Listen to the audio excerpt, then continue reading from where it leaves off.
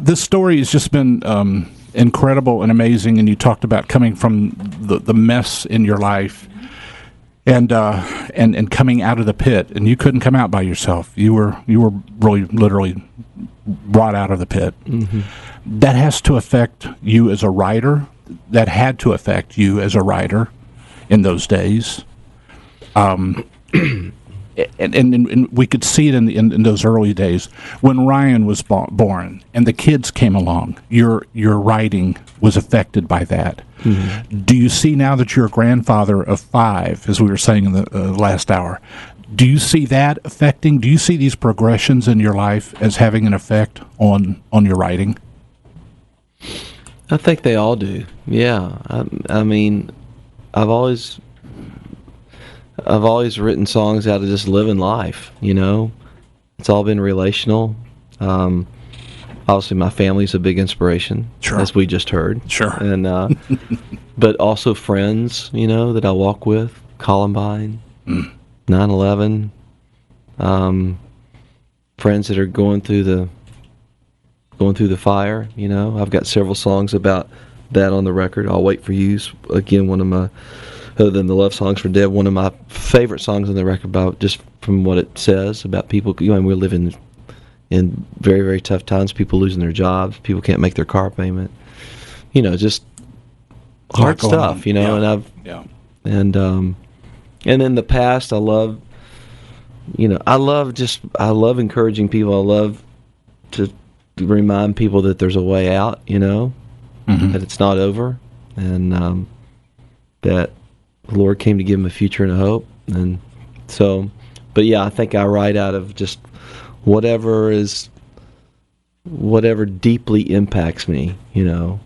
I've never been more in love in my life, so that's why I'm continuing to write those kind of songs for Deb, and and then I'm still writing worship songs, and I'm still writing orchestral soundtrack stuff that I can't. It's like a faucet, and I can't turn it off. So. And Christmas is also another big theme for you. I remember you talking about that. Favorite time of the year. September, out comes the Christmas albums when you were growing up, mm-hmm. and that is something. Are you got another Christmas album planned? Are you thinking about? You know, I've probably got one in my head. You know, I've got 3. I'm sitting there going, "Gosh, how many Christmas records are you going to do?" You know. You know, I love the last one. It was a step of faith a little bit, because most of the songs on that record were original, and a lot of people want to hear, man, I want to hear What Child Is This and Silent Night. They want to hear the standards, and sure. I've done a lot of the standards, but you created a lot of the standards too. You have. I'm not asking you to try to false modesty stuff here, but it's true. I mean, a lot of the stuff that is played around Christmas time are stuff that you have put together, and maybe unintentional. Was Emmanuel written as a Christmas song? That actually was not, but it sure has become. But when I played it for Amy, it ended up on her Christmas album. Right. And Gloria is probably another one. Gloria, definitely. And then All Is Well is one of my favorite songs I've ever written. Absolutely, yeah. I guess if everybody did the standards, we wouldn't have any new material, would we? Yeah. So I'm really happy with the last Christmas record, and hopefully some of that stuff will stand the test of time. But I have I have another Freedom record inside of me too. This new instrumental thing, but it's already written. Really? I think it's just what do you do next? What's the next thing? Mm-hmm. And I'm not totally convinced what that is, but I've never fretted about that in the past. So I'm just not going to fret about creating. it now. That's the most important thing, is I'm creating every day. Not slowing down. And that's good. Yeah. I want to ask you another question, though. How old were you? You said you moved here in 78? 78. How old were you at that time? I was 21, 20. I was 20. Okay. So the little older, Grandpa of 5 now, yep. Michael W. Smith, if you could pull that 21-year-old Michael fresh in from Canova, West Virginia, hitting Nashville, if you could catch him at the city limits and pull him aside and sit down and have lunch with him, what would you tell him? Well, first of all, I would say, are you willing to listen to what I have to say and take it to heart? Because that would be an issue, whether you would listen or not. You know, I'd probably just, this all depends on, kids are different. I've learned about earning the right to speak into kids' lives, especially my experience at Rocketown, and sometimes it takes a year, but I was not an angry kid, so I would say as that 21-year-old kid, I would be probably very open to hearing what someone would have to say. And this, of course, could never happen.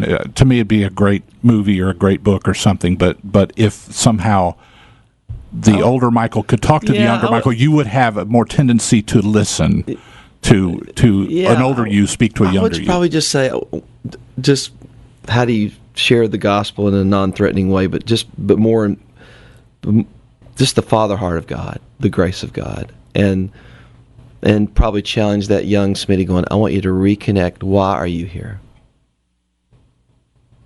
Just reconnect with why you're here. Just reaffirm that. And You're here for a reason. You're not here by mistake. And there's a call of God on your life. And don't ignore it. So. Good advice. Is that what you tell kids? Because I know they're still coming up to you going, how can I do what you get to do, what you're doing? How do I start and what you do? In terms of the music thing? Yeah, the whole music, that whole thing, yeah. Gosh, it's always hard because you have people that really are good and got a lot of talent, and then you have some people that don't and feel like they're called, I remember I would say this. I remember one prayer that I prayed in the early days, and I was confident. I was knocking the door down, but I prayed one prayer, and this is what I tell most kids. Lord, I really feel like this is what I'm supposed to do. But if this is not what I'm called to do, if this is not what you have planned for me, I'm willing for you to change my desires. Wow. And that was a very, very difficult prayer for me to pray. That would be. But it's the right thing to pray. Yeah. And so that's usually my advice and wisdom. It's good, and it didn't come cheap, and it didn't come easy. It came with a lot of words. It came with a lot of experience. It did. Yeah. It did. We're going to take a break. A weather forecast coming up.